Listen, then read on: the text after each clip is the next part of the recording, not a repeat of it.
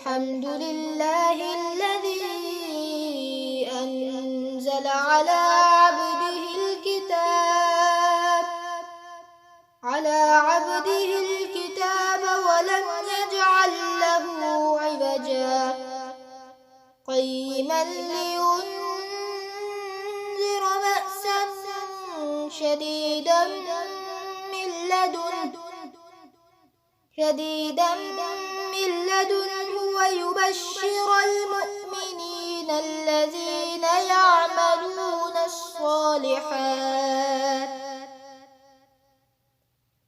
يعملون الصالحات أن لهم أجرا حسنا ماكثين فيه أبدا وينذر الذين قالوا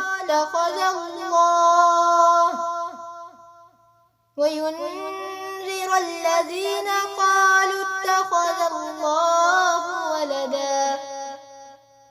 ما لهم به من علم ولا لآبائهم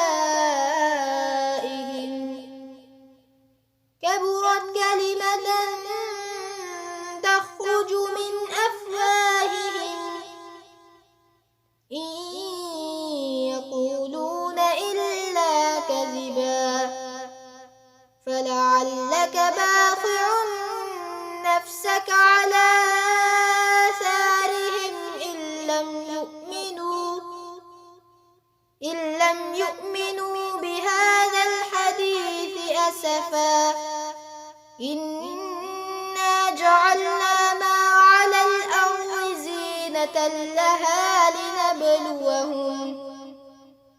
زينة لها لنبلوهم أيهم أحسن عملا وإنا لجاعلون ما عليها صعيدا جرزا أم حسبت أن أصحاب الكهف والرقيم كانوا من آياتنا عجبا إذ أوى الفتية إلى الكهف فقالوا ربنا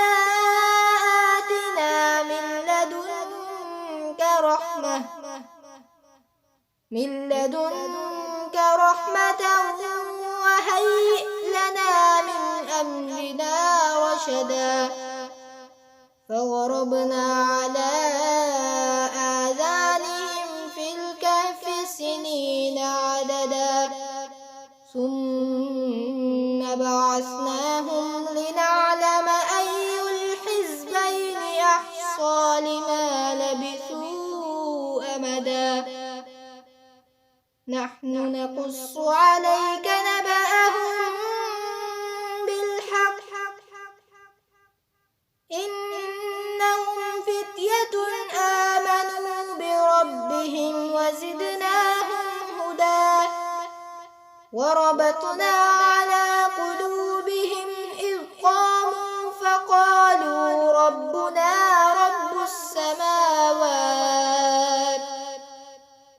رب السماوات والأرض لن ندعو من دونه إلها لقد قلنا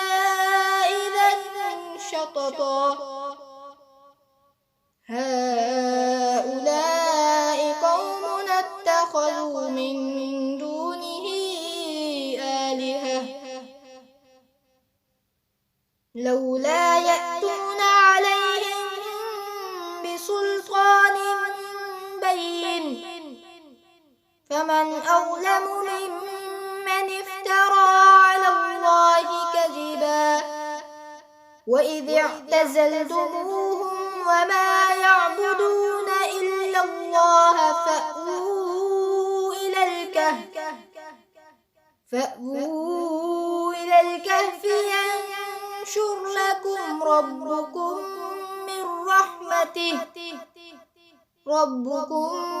من رحمته ويهيئ لكم من أمركم مرفقا وترى الشمس إذا طلعت تزاور عن كهفهم ذات اليمين وإذا غربت تقرضهم ذات الشمال وهم في فجوة منه ذلك من آيات الله من يهد الله فهو المهتد ومن يضلل فلن تجد له وليا مرشدا وتحسبهم أيقاظا وهم رقود ونقلبهم ذات اليمين وذات الشمال وكلبهم باسط ذراعيه بالوصيد لو اطلعت عليهم لوليت منهم فرارا ولملئت منهم رعبا وكذلك بعثناهم ليتساءلوا بينهم قال قائل منهم كم لبثتم قالوا لبثنا يوما أو بعض يوم قالوا ربكم أعلم بما لبثتم فابعثوا أحدكم بورقكم هذه إلى المدينة فلينظر أيها أزكى طعاما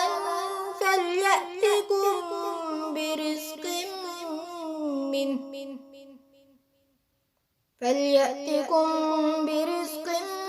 منه وليتلطف ولا يشعرن بكم أحدا إنهم إن يظهروا عليكم يرجموكم أو يعيدوكم في ملتهم ولن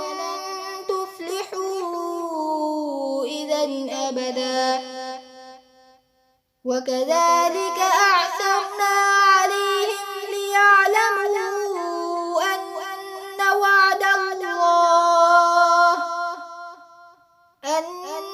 وعد الله حق وأن الساعة لا ريب فيها إذ يتنازعون بينهم أمرهم فقالوا ابنوا عليهم بنيانا ربهم أعلم بهم قال الذين غلبوا على أمرهم لنتخذن عليهم مسجدا سيقولون ثلاثة رابعهم كلبهم ويقولون خمسة سادسهم كلبهم رجما بالغيب ويقولون سبعة وثامنهم كلبهم قل ربي أعلم بعدتهم ما يعلمهم إلا قليل فلا تمار فيهم إلا مراء ظاهرا ولا تستفت فيهم منهم أحدا ولا تقولن لشيء إني فاعل ذلك غدا إلا أن يشاء الله واذكر ربك إذا نسيت وقل عسى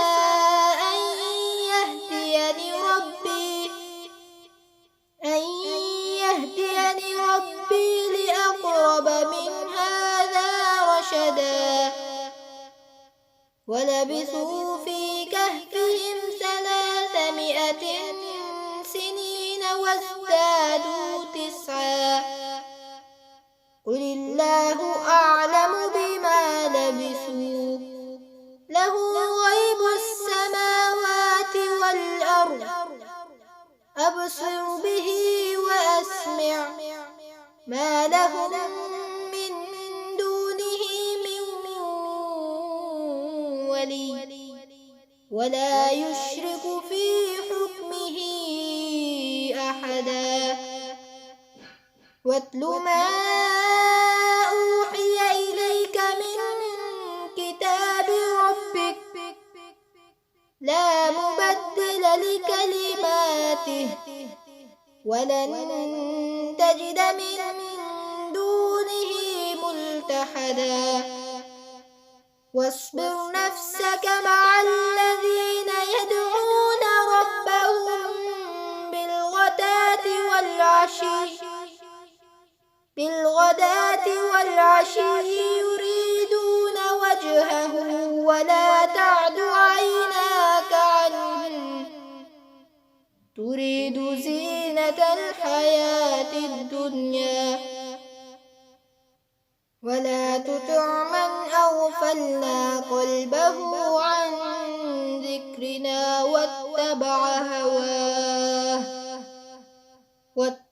هواه وكان أمره فرطا.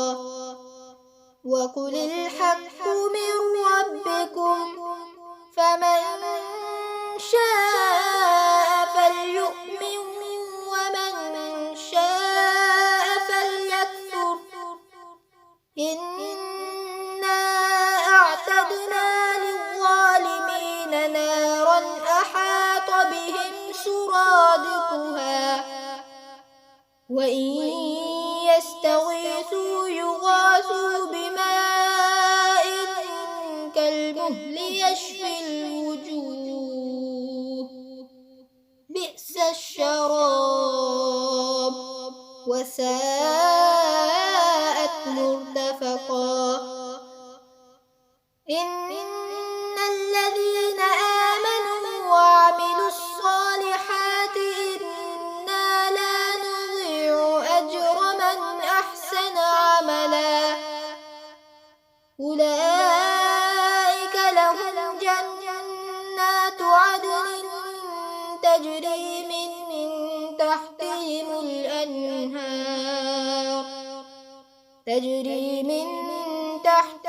الأنهار يحلون فيها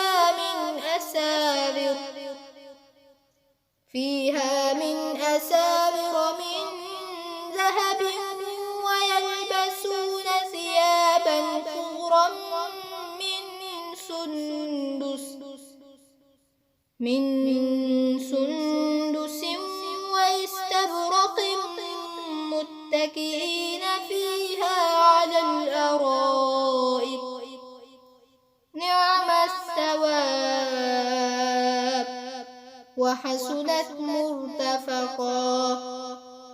واضرب لهم مثل الرجلين جعلنا لأحدهما جنتين من أعناب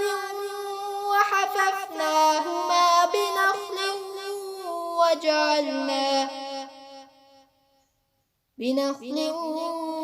وجعلنا بينهما زرعا. كلتا الجنتين آتت أكلها ولم تظلم منه شيئا وفجرنا خلالهما نهرا وكان له ثمر فقال لصاحبه وهو يحاوره أنا أكثر منك مالا وأعز نفرا. ودخل جنته وهو ظالم لنفسه قال ما أظن أن تبيد هذه أبدا وما أظن الساعة قائمة ولئن رددت إلى ربي لأجدن خيرا منها منقلبا قال له صاحبه وهو يحاوره أكفرت بالذي خلقك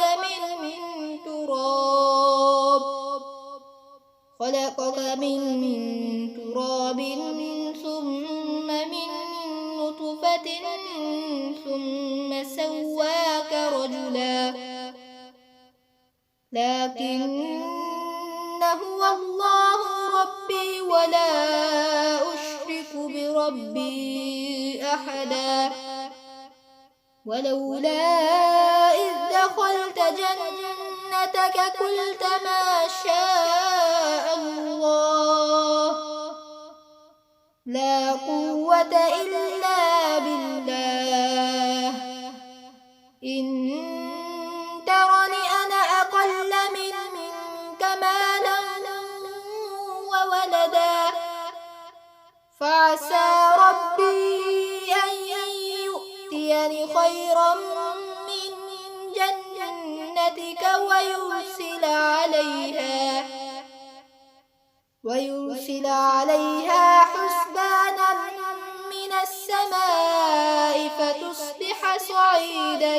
زلقا أو يصبح ماؤها غورا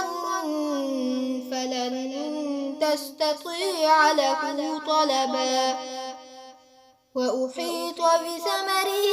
فأصبح يقلب كفيه على ما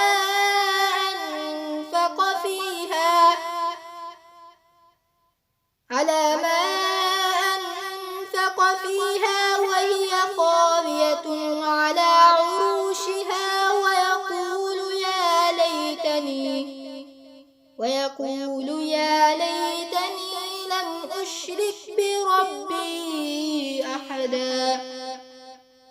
ولم تكن له فئة ينصرونه من دون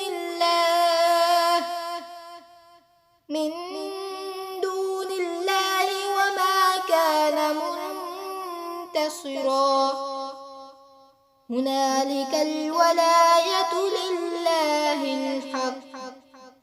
هو خير ثوابا وخير عقبا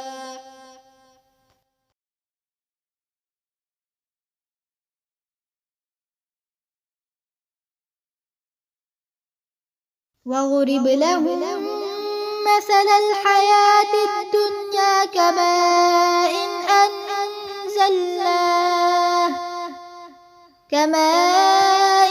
أنزلناه من السماء فاختلط به نبات الأرض فأصبح هشيما تذروه الرياح وكان الله على كل شيء مقتدرا المال والبنون زينة الحياة الدنيا والباقيات الصالحات خير عند ربك ثوابا وخير أملا ويوم نسير الجبال وترى الأرض بارزة وحشرناهم فلم نغادر منهم أحدا وعرضوا على ربك صفا لقد جئتمونا كما خلقناكم أول مرة بل زعمتم أن لن نجعل لكم موعدا ووضع الكتاب فترى المجرمين مشفقين مما فيه ويقولون يا ويلنا ويلتنا ويقولون يا ويلتنا ما لهذا الكتاب لا يغادر صغيرة ولا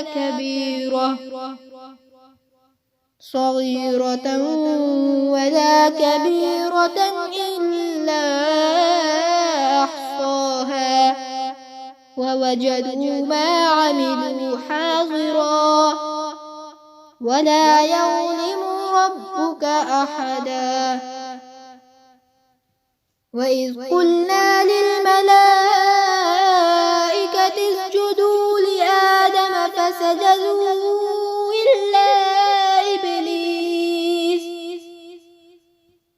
كان من الجن ففسق عن أمر ربه أفتتخذونه وذريته أولياء من دوني وهم لكم عدو بئس للظالمين بدلا. ما أشهدتهم خلق السماوات والأرض ولا خلق أنفسهم وما كنت متخذ المضلين عضدا.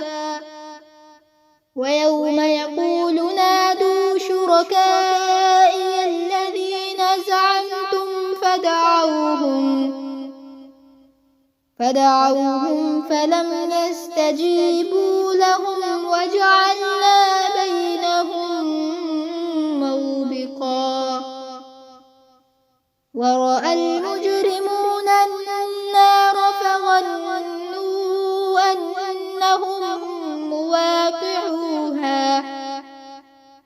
فظنوا أنهم مواقعوها ولم يجدوا عنها مصرفا. ولقد صرفنا في هذا القرآن للناس من كل مثل وكان الإنسان أكثر شيء جدلا. وما منع الناس أن يؤمنوا إذ جاءهم الهدى ويستغفروا ربهم إلا أن تأتيهم سنة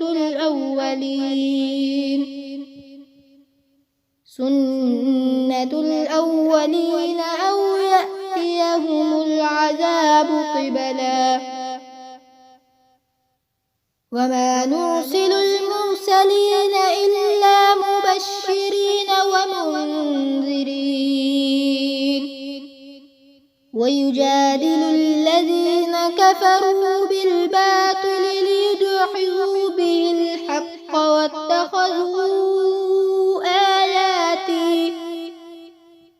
واتخذوا آياتي وما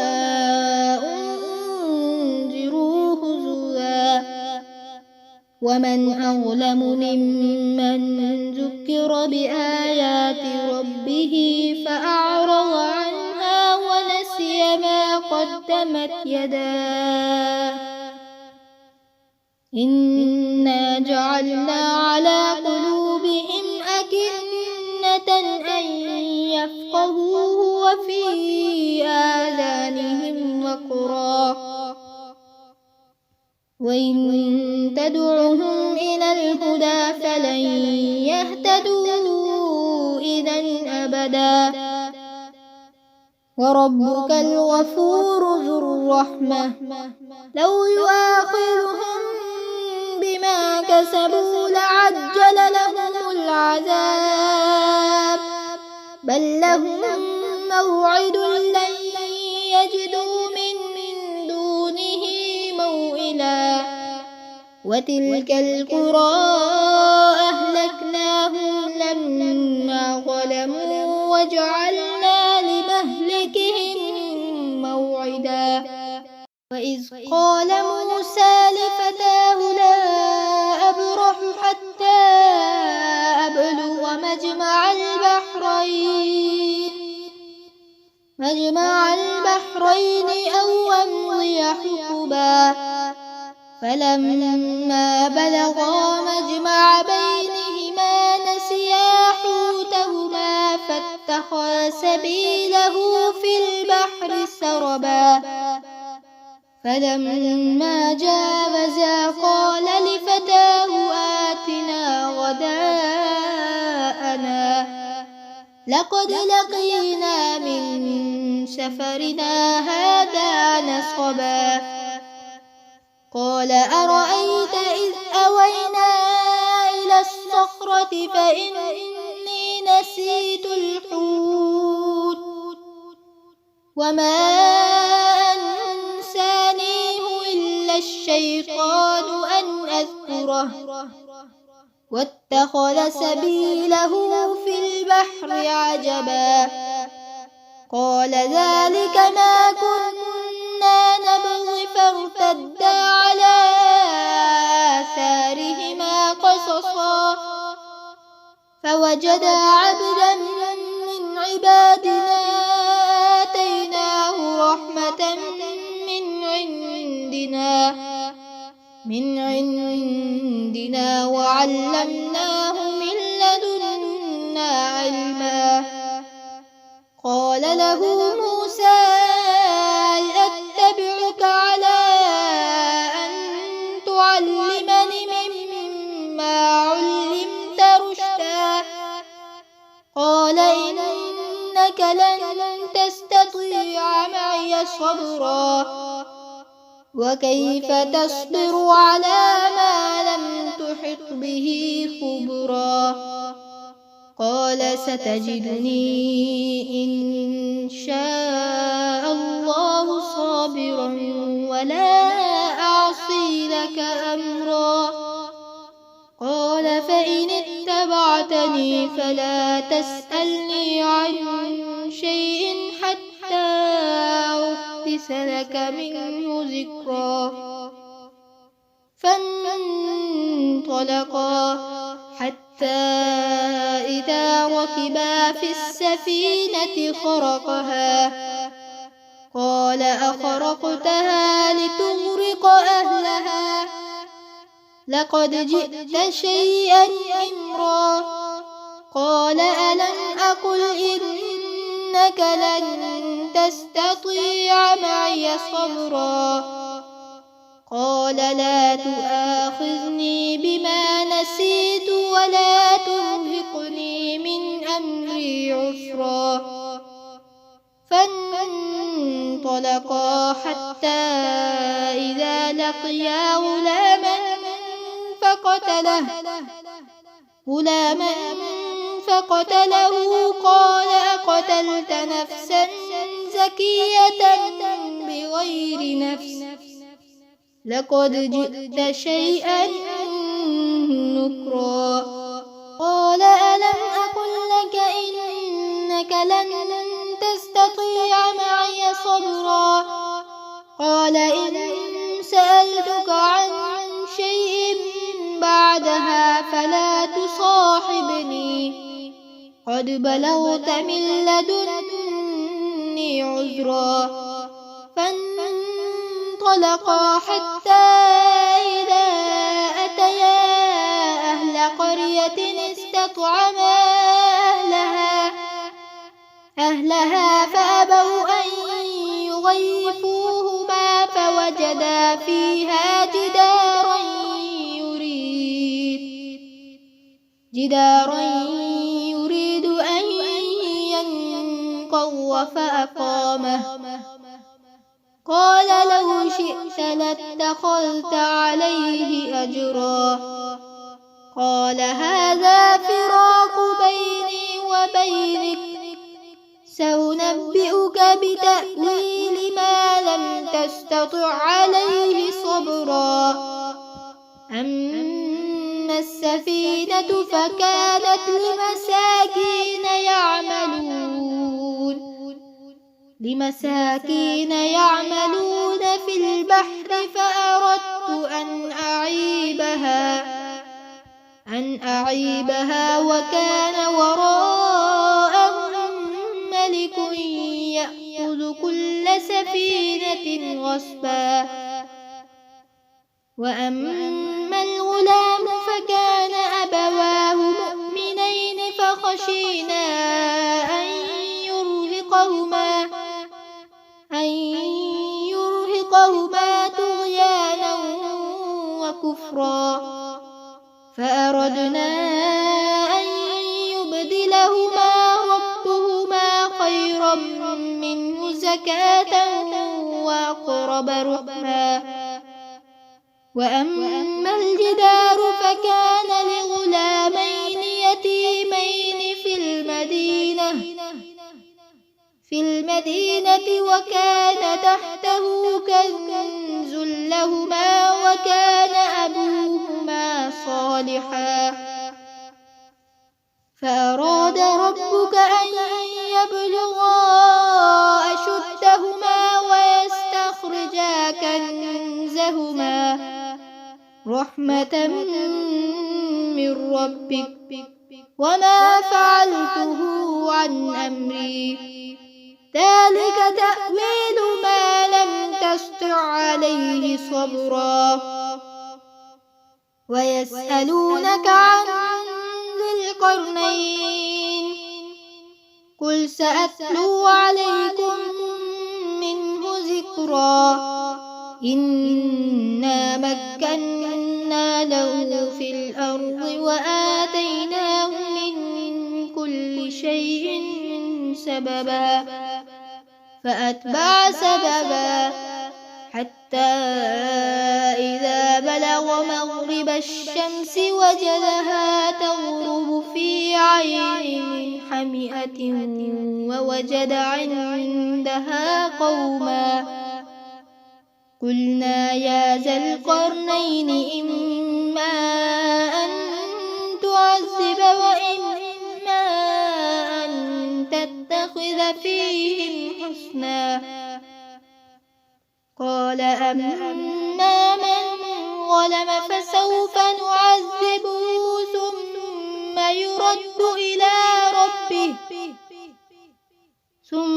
يرد إلى ربه فيعذبه عذابا نكرا. وأما من آمن وعمل صالحا فله جزاء الحسنى وسنقول له من أمرنا يسرا. ثم أتبع سببا حتى إذا بلغ مطلع الشمس وجدها تطلع على قوم لم نجعل لهم من دونها سترا. كذلك وقد أحطنا بما لديه خبرا. ثم أتبع سببا حتى إذا بلغ بين السدين وجد من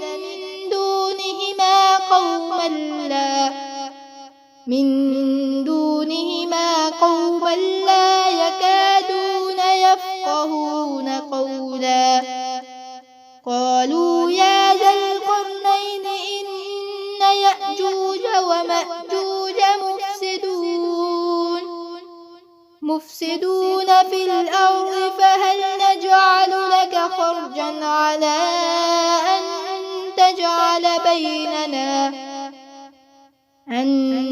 تجعل بيننا وبينهم سدا. قال ما مكنني فيه ربي خير فأعينوني بقوة أجعل بينكم وبينهم ردما.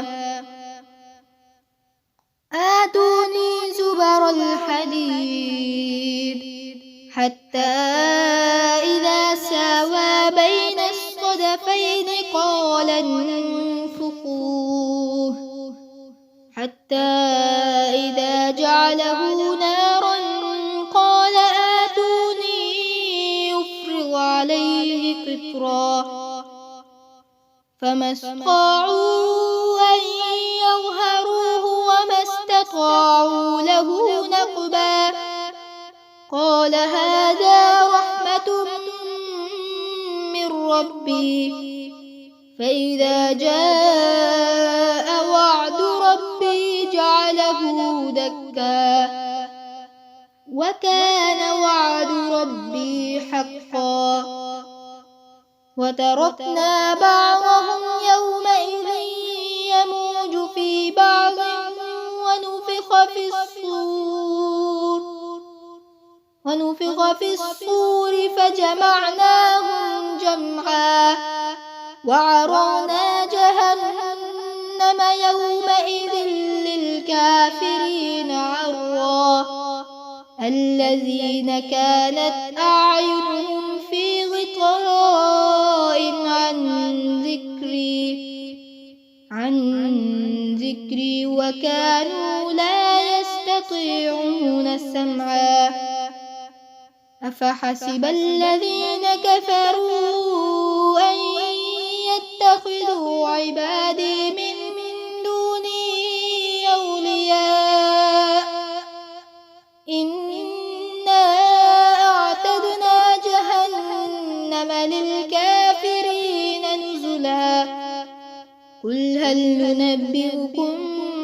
بالأخسرين أعمالا الذين ضل سعيهم في الحياة الدنيا وهم يحسبون أنهم يحسنون صنعا أولئك الذين كفروا بآيات ربهم ولقائه فحبطت أعمالهم فلا نقيم لهم يوم القيامة وزنا ذلك جزاؤهم جهنم بما كفروا واتخذوا آياتي ورسلي هزوا إن الذين آمنوا وعملوا الصالحات كانت لهم جنات الفردوس نزلا خالدين فيها لا يبغون عنها حولا قل لو كان البحر مدادا لكلمات ربي لنفد البحر قبل أن تنفد كلمات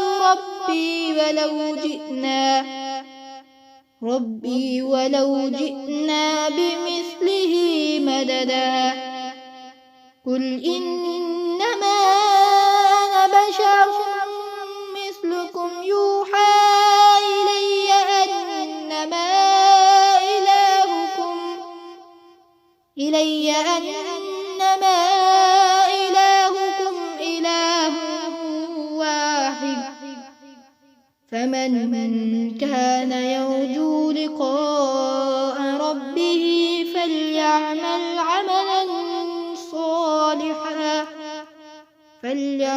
عملا صالحا ولا يشرك بعبادة ربه أحدا صدق الله العظيم.